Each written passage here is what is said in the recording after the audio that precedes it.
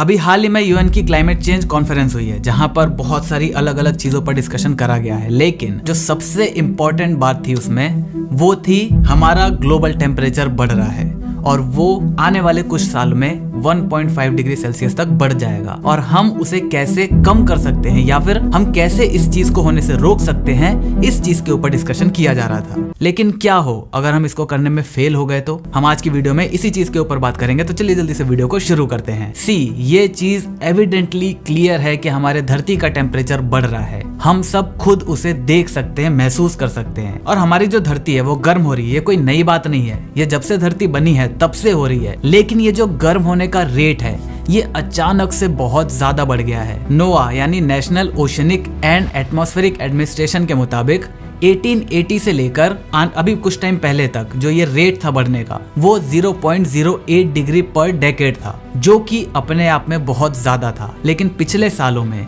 ये जो रेट है वो 2 गुने से भी ज्यादा हो चुका है। अब हर 10 साल में धरती का एवरेज टेम्परेचर 0.18 डिग्री सेल्सियस तक बढ़ रहा है। अब आप कहोगे 10 साल के अंदर सिर्फ इतना चेंज, ये भी बड़ा है?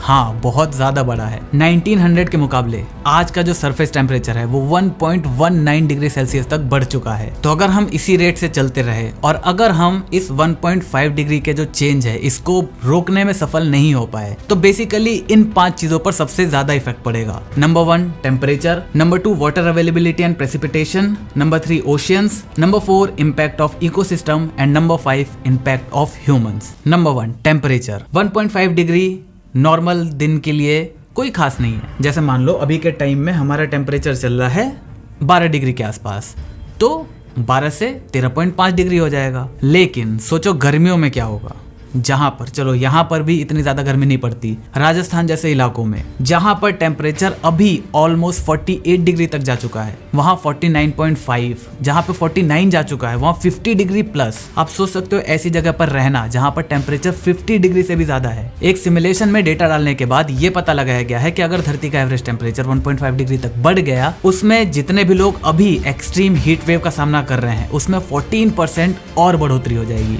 अभी आपको कनाडा का तो पता ही होगा वहां पर क्या हुआ था हीट वेव की वजह से। सोचो 14% और ये चीज बढ़ जाएगी। और अगर हम गलती से ये और भी वर्स हुआ और 1.5 की जगह 2 डिग्री सेल्सियस अगर बढ़ गया तो ये चीज 37% तक और ज्यादा बढ़ जाएगी। मतलब जैसे फॉर एग्जांपल अभी तक दिल्ली में ये चीज हमें फेस करने को नहीं मिल रही, तो 37% एवरेज पूरी ग्लोबल में, पूरी दुनिया में ये चीज जब बढ़ जाएगी तो पॉसिबिलिटी ये भी हो जाएगी कि दिल्ली के अंदर भी आपको हीट वेव्स देखने को मिल सकती हैं। एक्सट्रीम हीट वेव्स जो 55 डिग्री तक का डैमेज कर सकती हैं। नॉर्मल टेम्परेचर आपका वही रहेगा 50 डिग्री के आसपास, 48 डिग्री के आसपास एक्सट्रीम गर्मी में, लेकिन जो हीट वेव चलेगी उसके दौरान टेम्परेचर 55 डिग्री तक भी जा सकता है। इवन आप ये जो गैजेट्स देख रहे हो ना, ये भी इतने ज्यादा एक्सट्रीम टेम्परेचर पर चलने के लिए डिजाइन नहीं हुए हैं, तो आप सोच सकते हो कि फ्यूचर कितना ज्यादा खतरनाक है। Number 2 water availability and precipitation. देखो सिंपल सी बात है, गर्मी बढ़ी तो उसमें इवेपोरेशन भी ज्यादा होगा, इवेपोरेशन ज्यादा होगा तो सूखा पड़ने के चांसेस भी ज्यादा रहेंगे। देखो जनरली बारिश होती कैसे है, धूप पड़ती है समुद्र पर, समुद्र से पानी इवेपोरेट होकर ऊपर जाता है, वो बादल बनता है। 2 जगह का टेम्परेचर अलग अलग होने की वजह से हवा चलती है, उस हवा की वजह से बादल जो है वो समुद्री इलाके से हटके आपकी दूसरी जगह पर जाता है। वहां पर जाने के बाद जब टेम्परेचर थोड़ा सा ज्यादा रहता है, ह्यूमिडिटी इतनी नहीं रह जाती, वहां पर जाकर बारिश हो जाती है। लेकिन अगर ये ग्लोबल टेम्परेचर बढ़ गया तो जो आपका इवेपोरेशन है उसका रेट ज्यादा हो जाएगा। रेट ज्यादा हो जाएगा का मतलब टेम्परेचर डिफरेंस भी ज्यादा हो जाएगा, हवा और ज्यादा तेज चलने लगेगी, लेकिन जो पानी के इवेपोरेट होने का रेट है वो भी बढ़ जाएगा। बादल जो पानी कैरी कर रहे हैं उनका वेट भी बढ़ जाएगा, तो वो जहां पर जाकर उनको बारिश करनी चाहिए उनसे या तो पहले या तो उनसे बाद में जाकर बारिश करेंगे, या फिर इवन कई जगहों पर तो बारिश होगी भी नहीं शायद। तो इस वजह से सूखे के चांसेस भी काफी ज्यादा बढ़ जाएंगे। तो उसी सिमुलेशन में ये भी देखा गया कि अगर हमारी धरती का टेम्परेचर 1.5 डिग्री बढ़ गया तो जिन जगहों पर अभी 2 महीने का टाइम है ना, 2 महीने तक सूखा रहता है, वो बढ़कर 4 महीने तक का हो जाएगा। अब बस इमेजिन करो 10 दिन तक बिना पानी के रहना। सोचो जो लोग अभी 2 महीने बिना पानी के रह रहे हैं उन्हें 4 महीने तक रहना पड़ेगा। Number 3 water. अगर हमारा ग्लोबल टेम्परेचर बढ़ेगा तो हमारे जो बर्फ हैं वो पिघलेंगे, ग्लेशियर्स वगैरह हैं वो पिघलेंगे। वो पिघल के जाएंगे कहाँ? समुद्र में मिलेंगे। तो ऑटोमेटिकली समुद्र का लेवल जो है वो भी बढ़ने लग जाएगा। उसके बढ़ने की वजह से जो कोस्ट लाइन इलाकों में लोग रहते हैं उनको सबसे ज्यादा इंपैक्ट पड़ेगा। हमें तो खैर इस चीज से इतना ज्यादा इंपैक्ट नहीं पड़ेगा, लेकिन पूरी धरती पर 37% कोस्टल एरियाज में रहने वाले लोग इससे इफेक्टेड होंगे, चाहे वो उनकी जमीन हो, क्योंकि जब वाटर लेवल बढ़ेगा तो पानी ऊपर आएगा तो जो किनारे हैं समुद्र के किनारे उनका जो लेंथ है वो कम हो जाएगा क्योंकि वहां पे पानी भर जाएगा। नंबर 4 है इम्पैक्ट ऑन इकोसिस्टम।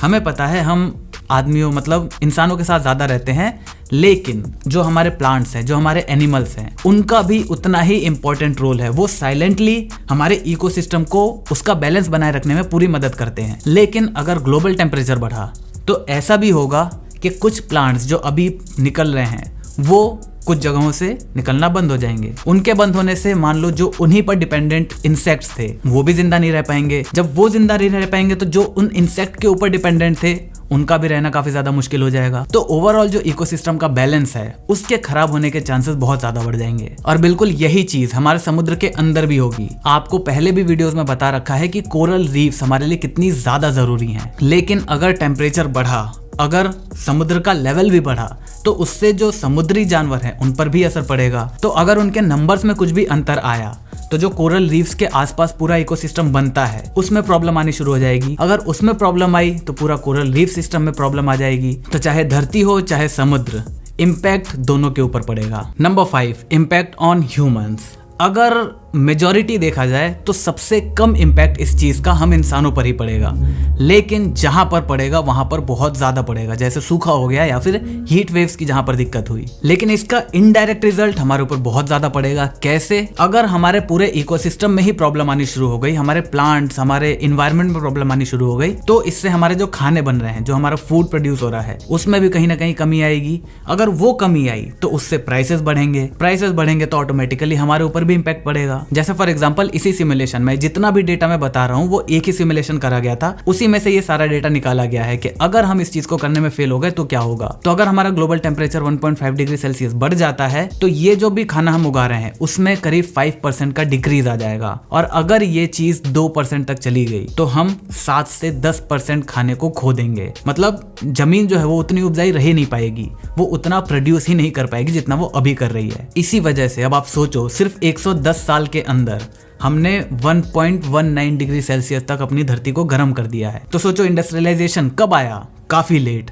अब ये चीज कितनी ज्यादा बढ़ चुकी है, तो अब ये रेट कितनी तेजी से बढ़ेगा। तो इसी वजह से इस चीज पर हमें गौर करने की जरूरत है। और ये जो कॉन्फ्रेंस हुई थी उसमें जितने भी बड़े देश हैं उन सबको यही बताया गया कि भाई कुछ ना कुछ करो इसका। गरीब देश तो देखो कुछ कर नहीं पाएंगे, जो करना है उन्हें ही करना है। तो बस मुझे उम्मीद है आपको सारी चीजें क्लियर हो गई होंगी। अगर आपको वीडियो पसंद है वीडियो को लाइक कर देना, चैनल पर नए चैनल को सब्सक्राइब कर देना, क्योंकि हम ऐसे ही ज्ञान बांटते रहते हैं। मैं मिलता हूँ आपसे अगली वीडियो में, तब तक जय हिंद, वंदे मातरम।